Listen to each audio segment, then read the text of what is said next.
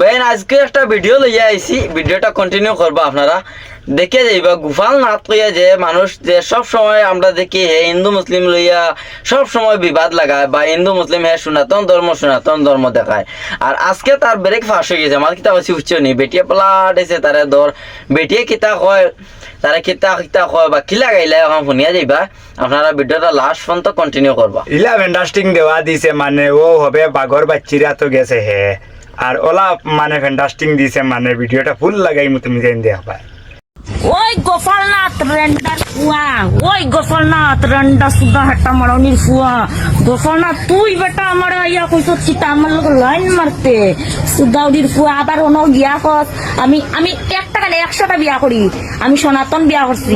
তুই কিতা করবি আমারে? হ্যাঁ আমি এখন বেঙ্গলোর আইরাম, সুদাউদির ফুয়া তরে শিকাইমু আমি।